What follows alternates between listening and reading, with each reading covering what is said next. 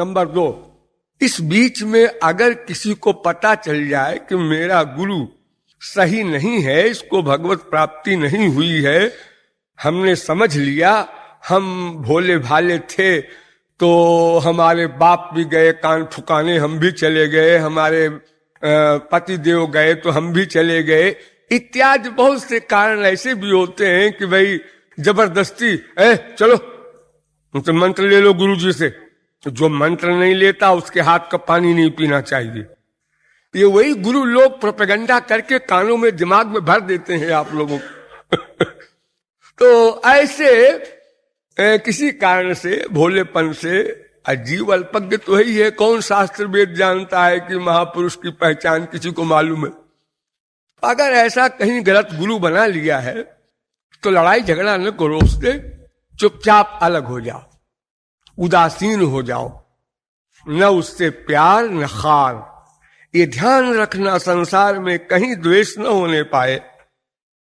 उसने हमको धोखा दिया है, ठीक है, तुम भी तो धोखे में आए हो। धोखा देने वाला अपराधी है तो धोखा खाने वाला भी तो अपराधी है। वो बिना समझे बूझे क्यों चला गया? तो कहीं झगड़ा फसाद बवाल और दुर्भावना न करके चुपचाप अलग हो जाओ और अपना ढूंढो, दूसरा महापुरुष मिले। और मेरा ख्याल तो ये है कि ढूंढने के बजाय डायरेक्ट श्री कृष्ण को रोकर पुकारो तो वो कृपा करके किसी वास्तविक महापुरुष से मिला देंगे। ये ढूंढने से तुम्हारी खोपड़ी से नहीं मिलेगा, क्योंकि जो असली महापुरुष हैं वो बड़े विचित्र होते हैं। तार वाक्य क्रिया मुद्रा विज्ञ न बुझे। बड़े बड़े सरस्वती बृहस्पति भी उसकी बातों को नहीं समझ सकते। अगर हम उसके पास गए इस अहंकार से कि जरा देखें ये महापुरुष है कि नहीं, तो वो ऐसा व्यवहार कर देंगे कि आप तुरंत अबाउट टर्न होके भाग जाएंगे। आइए, वो आपके हृदय की बात तो जान ही लेते हैं और फिर वो ऐसी एक्टिंग करना जानते हैं कि जिस चीज से आपको नफरत है वही वो करेंगे, तो अपने आप भाग जाएंगे। तो इसलिए अहंकार से युक्त हो करके तो भगवान और महापुरुष के यहाँ ठिकाना नहीं किसी का, हो तो सिर के बल गिरेगा। श्रद्धा पूर्वक जिज्ञासु भाव से अगर हम भगवान से रोकर पुकारें तो भगवान के द्वारा कोई महापुरुष जब मिलाया जाएगा तो वो उसका हिसाब ठीक बैठ जाएगा। तो ऐसा बैठ जाए तो उसकी शरण में चले जाओ।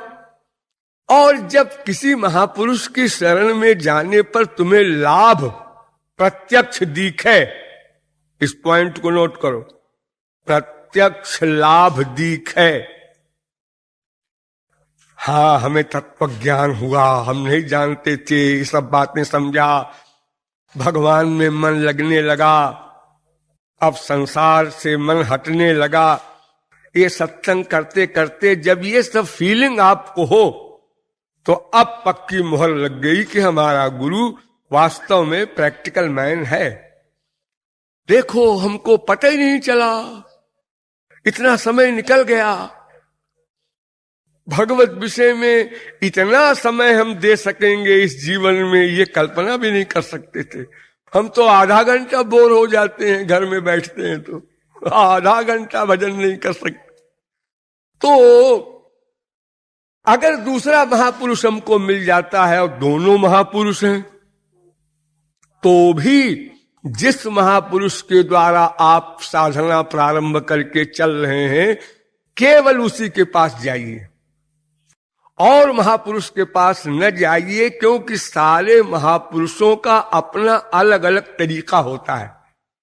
शंकराचार्य और तरीके से साधना बताते हैं, वल्लभाचार्य और तरीके से, गौरांग महाप्रभु और तरीके से, तो हम कंफ्यूज्ड हो जाएंगे और फिर हम ऐसा कहेंगे वल्लभाचार्य तो महापुरुष है, निम्बारकाचार्य जमे जचे नहीं, हमको दुर्भावना हो जाएगी तो नामापराध हो जाएगा, और नामापराध हो गया अगर तो सब साधना 0/100।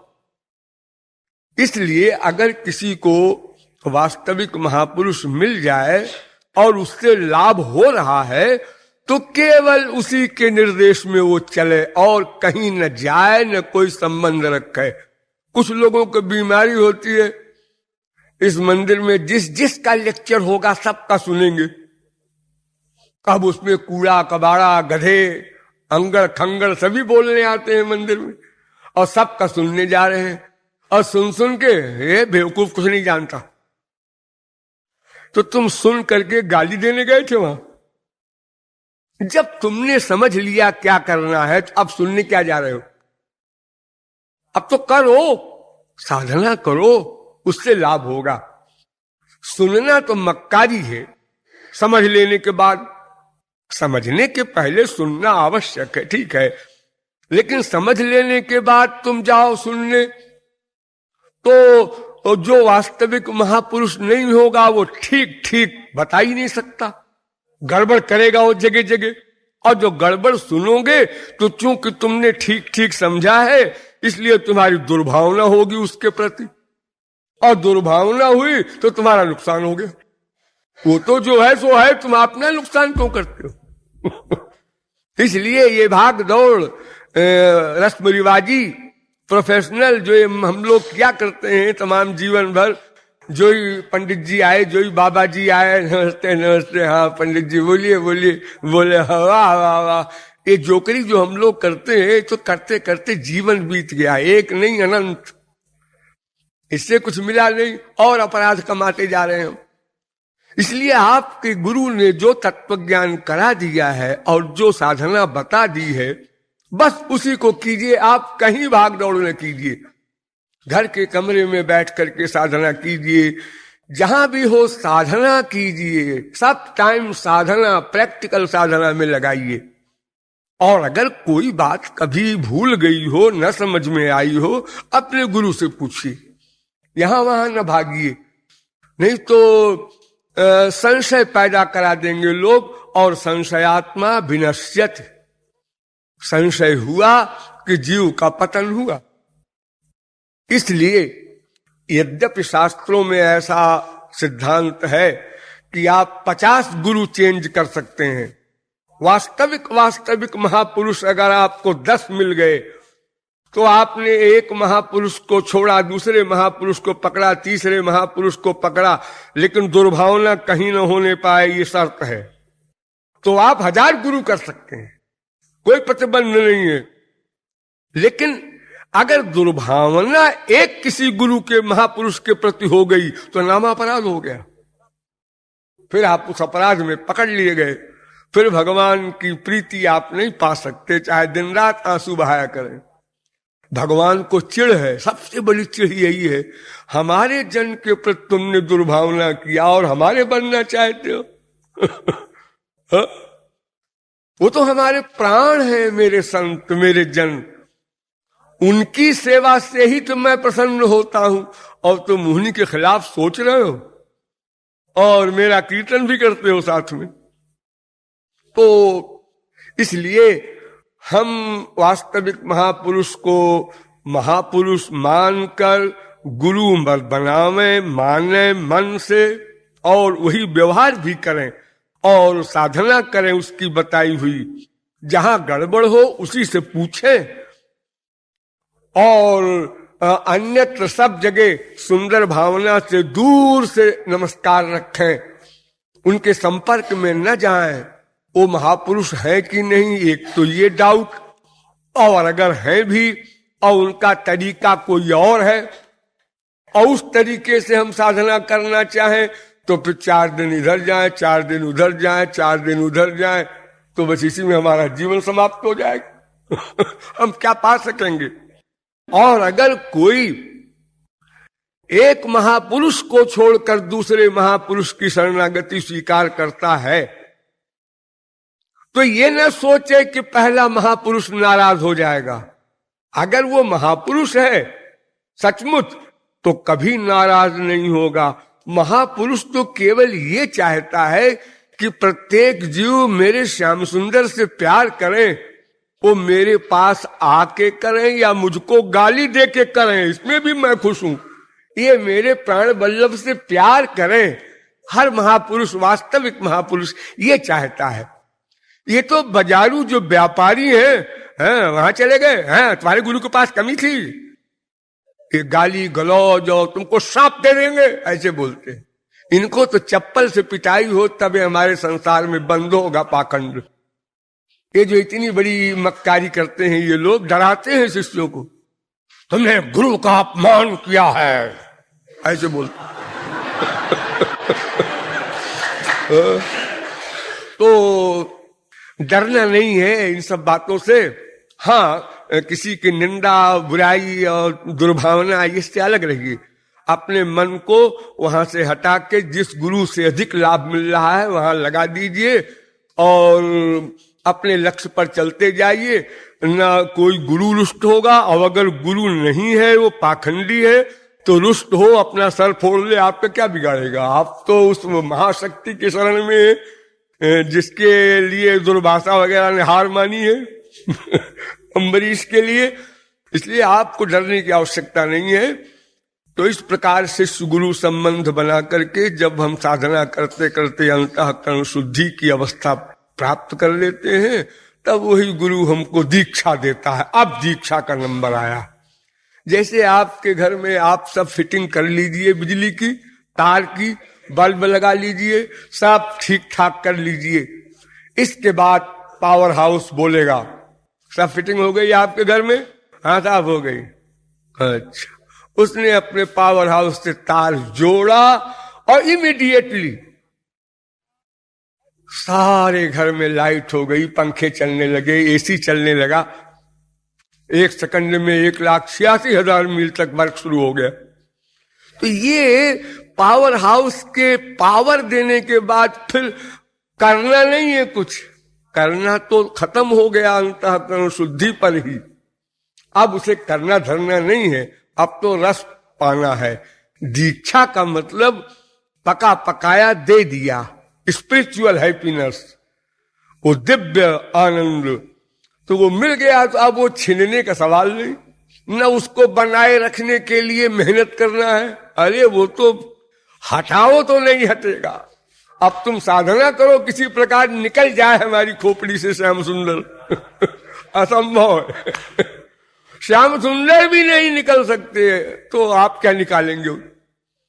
वो जो आ गया वही नहीं जा सकता है, सर्वसमर्थ हो करके भी। जो सूरदास इसीलिए तो कहते हैं, हृदय ते जब जाहुगे मर्द बदोंगो तो ही। बड़े तुम परम पुरुष बनते हो, मेरे हृदय से निकल जाओ, हम हार मान ले। तो वो तो सब असंभव है। जब लाह में कोई रंग पड़ जाता है, पिघली हुई लाह में, और एक हो जाता है तो वही रंग नहीं निकल पाता, तो वो उस अवस्था में क्या निकलेगा। तो दीक्षा तब होगी। इसीलिए बड़े बड़े महापुरुषों के इतिहास में आप सुनते हैं, यहां भी सुना होगा कि शंकराचार्य के पास एक आए, वो शंकराचार्य ने परीक्षा लिया, उनकी शिष्य बनने आए थे।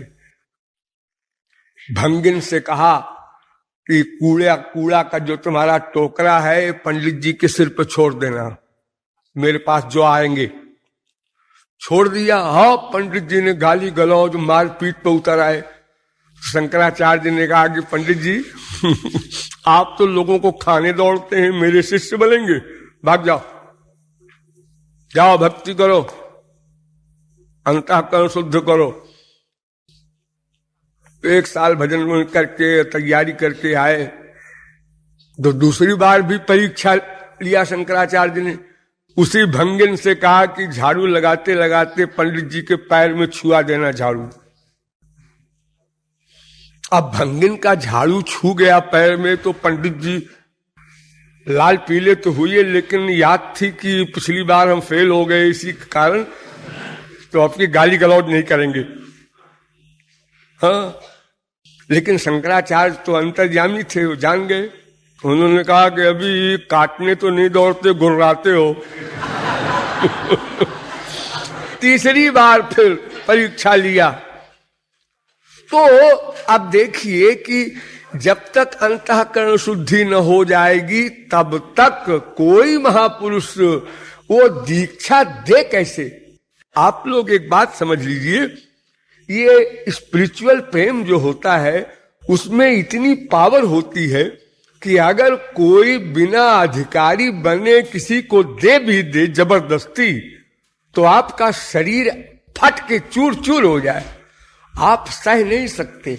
आपका अंतःकरण इतना वीक है कि संसार का ही बड़ा दुख और बड़ा सुख आप सह नहीं पाते, तो इतनी बड़ी पावर को आप कैसे सहन करेंगे? तो इसलिए अधिकारी बनने पर ही संसार में भी नियम बनाया गया है। आपको वकालत पढ़ना है, जी हाँ। वकील बनना है, जी हाँ। पहले आप ग्रेजुएट हो जाइए, पहले बीए पास कर लीजिए, फिर आइए वकालत पढ़िए। डायरेक्ट पढ़ा दीजिए ना हमको पहले वकालत, क्यों फालतू हम 18 साल की ये एक्टिंग करें? नहीं, इम्पॉसिबल, ऐसा नहीं होता। दुनिया में भी हम अधिकारी बन करके ही किसी चीज का असली लाभ ले पाते हैं। देखो, एक पहलवान मुक्के से दिन भर ऐसे ऐसे मरवाता रहता है अपने शरीर में, लेकिन अगर वही हाथ तुरंत के पैदा हुए बच्चे के ऊपर कोई मार दे तो एक ही हाथ में वो 0/100 हो जाए। भाई अभी तो माँ उसके ऊपर धीरे से पोले पोले हाथ चलाती है। 4 साल 3 साल का बच्चा हो जाता है तब भी धीरे से मारती है, ध्यान रख करके। जोर से मार दे तो कहीं आंख फूट जाए, कहीं कुछ हो जाए। हाँ? तो इसलिए वो सब बात की बातें हैं। अभी तो हमको किसी वास्तविक महापुरुष को अपनाना होगा जिससे हमारा अधिक लाभ हमारे अनुभव में आवे, और बाकी जगह हमें त्यागना होगा, लेकिन वहां द्वेष न होने पाए, और जो राग अभी तक था वो भी छूट जाए। न प्यार हो न खार हो, चुपचाप अलग हो जाओ। जैसे हम संसार में जाते रहते हैं और कहीं एक चेन मिली पड़ी हुई, चेन आजकल ऐसी ऐसी चेन चली है कि बड़े बड़ों को धोखा हो जाए कि सोना है कि नकली है।